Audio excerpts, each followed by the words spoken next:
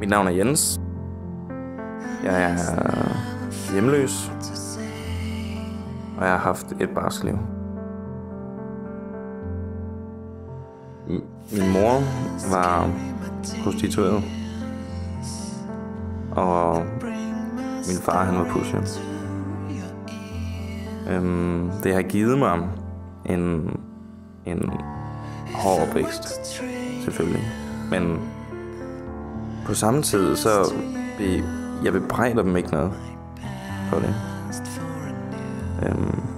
Men det har helt klart haft sin indvirkning på mig, i og med, at jeg allerede som 7-årig rodede mig ud i det første kriminalitet.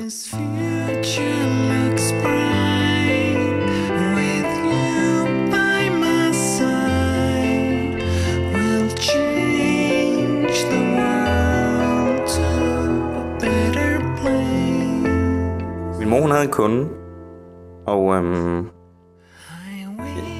jeg gik i lommerne på hans jakke ude i gangen. I lommerne fandt jeg nogle dollarsedler, og jeg har aldrig set dollars før, så jeg vidste ikke, hvor meget de var værd.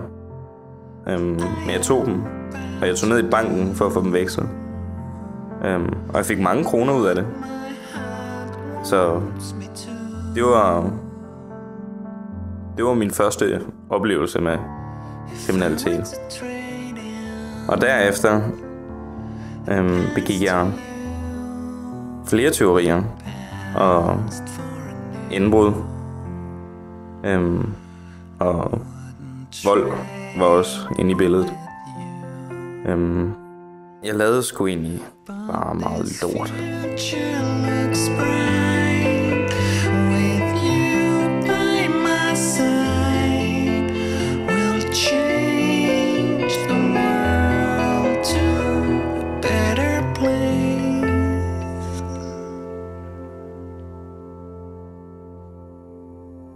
Jeg ville gerne starte på en frisk, så jeg tog ud af Danmark til Canada. I Canada der fandt jeg et job som lastbilchauffør, og der trivedes jeg. Var vældigt hos min chef, og jeg fik en ny omgangskreds, men jeg faldt i igen og begyndte at sælge stoffer og hash. En dag i en razzia der blev jeg taget med 40 kilo hash på mig. Det betød, at jeg blev udvist af Canada og måtte rejse tilbage til Danmark. Jeg flyttede ind hos min søster, som var blevet stiknarkoman. Og for at få råd til hendes misbrug, var hun blevet lidt ud i en masse kriminalitet og vold. Så hun er flere gange røget ind og ud af fængslet. Jeg kommer ned hos Ricardo i hans frisørsalon Ciao Ciao, fordi hos ham føler man sig altid velkommen, uanset hvem man er. Han er god til mennesker, man hygger sig i hans selskab. Jeg har mødt Christian fra Solid igennem Ricardo, fordi Ricardo han gerne vil hjælpe mig med at se præsentabel ud, fordi jeg gerne vil forsones med min mor.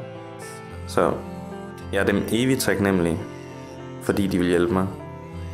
Og jeg er så glad over at se mennesker, som vil hjælpe andre mennesker.